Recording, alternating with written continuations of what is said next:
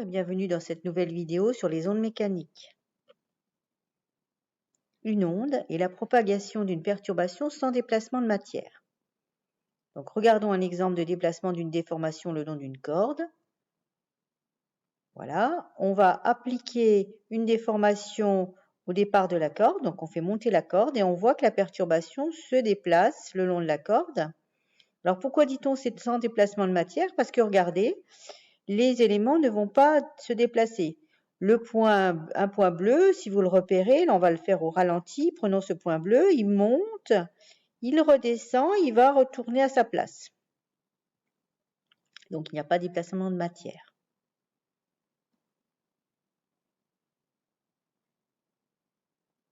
Les ondes mécaniques sont des ondes qui nécessitent un milieu pour se propager.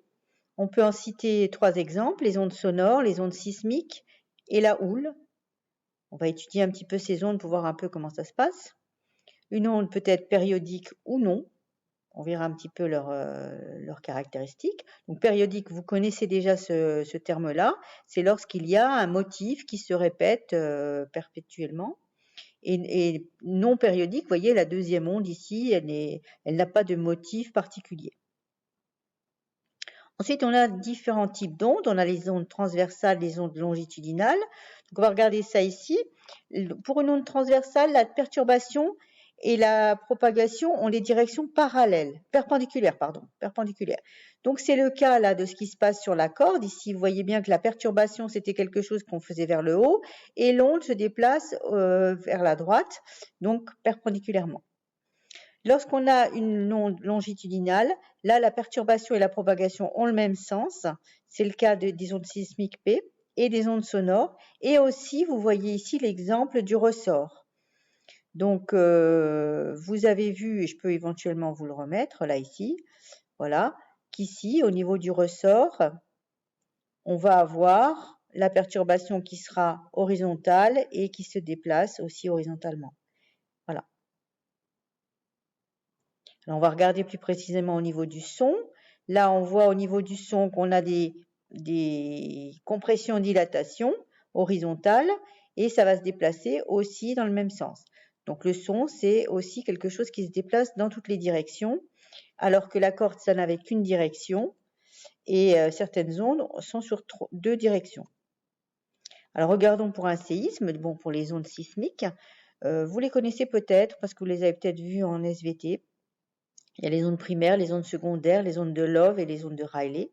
On va regarder un petit peu ce qui se passe sur une animation. Ça, ce sont les ondes primaires.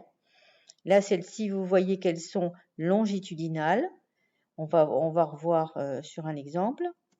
Ensuite, vous avez les ondes secondaires. Vous voyez, ça fait un petit peu comme l'exemple de la corde, hein, une perturbation vers le haut et l'onde qui se déplace vers la droite. Et là, vous avez les autres, hein, les ondes de Love et les ondes de Rayleigh. Voilà. Donc, qu'est-ce que ça donne sur cette figure? Vous avez les ondes P, dont la direction de propagation est la même que la direction de la perturbation, donc c'est une onde longitudinale. Les ondes S, dont la perturbation est perpendiculaire à la direction de propagation, donc c'est donc une transversale. Les ondes L, c'est ce qu'on appelle les ondes de surface, donc ça se passe qu'à la surface. Et les ondes R, c'était des ondes un peu plus particulières. Donc, étudions maintenant ce qui se passe au niveau de la houle. C'est un mélange d'ondes longitudinales et transversales, un déplacement de type circulaire. Vous voyez ce qui se passe. Ce qu'on appelle la houle, c'est les vagues, hein. Voilà. Alors, rappelons qu'une onde, c'est la propagation d'une perturbation sans déplacement de matière. Donc, prenons une onde sonore. Là, on voit que l'onde se déplace vers la droite. Maintenant, on peut mettre des micros. Voilà, un micro qu'on va appeler le micro rouge, le micro vert. Et on va voir que l'onde va mettre un certain temps pour parcourir la distance entre le micro rouge et le micro vert. Et donc, il va y avoir ce qu'on appelle un retard. Alors, évidemment, le retard dépend de la distance. Si on rapproche les deux micros, évidemment, les deux micros vont capter le son plus rapidement. Voilà, là, je me mets plus loin. Et tout ça, c'est une notion qu'on appelle le retard. Donc le retard, on l'appelle taux. Et on peut lier ce retard à la distance entre les deux micros. Donc c'est la distance parcourue par l'onde entre m et m', entre deux points.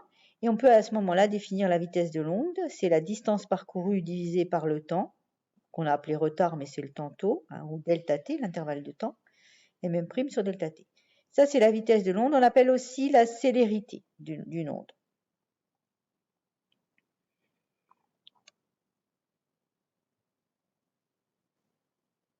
Alors, au niveau de la vitesse du son, vous devez savoir, je pense, que la vitesse du son à température ambiante, c'est environ 340 mètres par seconde, c'est même précisément 343 mètres par seconde. Alors, il faut savoir que la vitesse du son dépend de la température, donc que lorsqu'il fait plus chaud, ben, le son se propage plus facilement, plus rapidement. Et on voit ici, lorsque la température diminue, vous voyez, le son se propage plus lentement. Alors, il y a aussi un autre caractère qui peut modifier la vitesse d'une onde, c'est la densité du milieu ou sa pression. Voilà, donc si vous avez un milieu qui est très dense, le son va bien pouvoir se propager. Pourquoi? Parce qu'on l'a dit, hein, le son c'est une onde mécanique. Toutes les ondes mécaniques ont besoin de milieux pour se propager. Donc plus il y aura de molécules, plus le milieu sera dense et plus les ondes se propageront. Donc on le voit ici. On voit ici, vous voyez que l'acier, hein, ce qui est le plus dense, c'est là où le son se propage le mieux. Parlons maintenant des ondes périodiques. Donc, sur cette petite animation, on voit qu'on a une onde périodique et on a représenté deux points là et on représente sur l'oscillogramme en dessous la courbe, hein, de ces deux points. Donc, le point rouge et le point vert. Et on a mis en haut l'écart qu'on a entre les deux. Donc, on voit quand même ici que c'est une onde qui est périodique, hein. On voit bien que ça représente une courbe périodique, une sinusoïde en l'occurrence. La courbe verte aussi. Et vous le savez, lorsqu'on a affaire à une onde, un signal périodique, on peut définir ce qu'on appelle la période. C'est ce qu'on appellera, nous, la période temporelle, c'est-à-dire le temps, pour parcourir un motif. Et on sait que cette période, elle est reliée à la fréquence par f égale 1 sur t. Je vous rappelle que que t sera en secondes et que f sera en hertz. Alors, on peut aussi, comme on voit que notre onde va se déplacer, hein, on peut aussi définir ce qu'on appelle la période spatiale, donc dans l'espace. Hein. Donc, on l'appellera lambda, c'est la longueur d'onde. Hein. Et ben, c'est la distance qui est parcourue pendant une période grand T. Alors ici, vous voyez, on mesure grand T. Alors, si on a un axe défini en temps, ben, on pourra mesurer grand T entre ces deux pics, par exemple, entre deux instants identiques. Et si on a un axe orienté en distance, on pourra mesurer entre les deux pics une longueur de lambda. Donc maintenant, pour faire le lien entre les deux, si on dit que taux c'est le retard et que si on prend un retard exactement égal à une période, hein, et bien la distance qui sera parcourue, ce sera lambda. Et ensuite, on peut les relier grâce à la relation que vous connaissez bien entre la vitesse, la longueur et le temps. Donc V égale lambda sur T. On pourra aussi remplacer 1 sur T par F et on trouvera que V égale lambda F. Que faut-il retenir? Ben, que les ondes mécaniques ont besoin de matière pour se propager et que les ondes peuvent être à 1 pour la corde, à 2 pour les vagues ou à 3 dimensions pour les sons. Elles peuvent être soit transversales, c'est-à-dire que la direction de la propagation elle est perpendiculaire à la déformation, ou longitudinale, et là, la direction de la propagation est parallèle à la déformation. On appelle retard taux le temps que met l'onde à parcourir une certaine distance mm', d, et la vitesse d'une onde, ou célérité, est définie par v égale d sur taux, ou mm' sur taux. Ça, c'est la définition classique de la vitesse. La célérité des ondes dépend de la température et du milieu de propagation.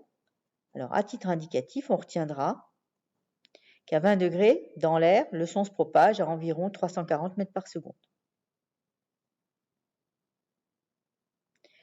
Une onde périodique est définie par sa période grand T et sa fréquence f, qui sont reliées par la relation que vous connaissez déjà depuis longtemps, T égale 1 sur f. Et les ondes périodiques possèdent une double périodicité, une période temporelle, T, et une période spatiale, lambda. Donc T en secondes, lambda est en mètres. Et elles sont reliées par V égale lambda sur T. Merci de votre attention et à bientôt.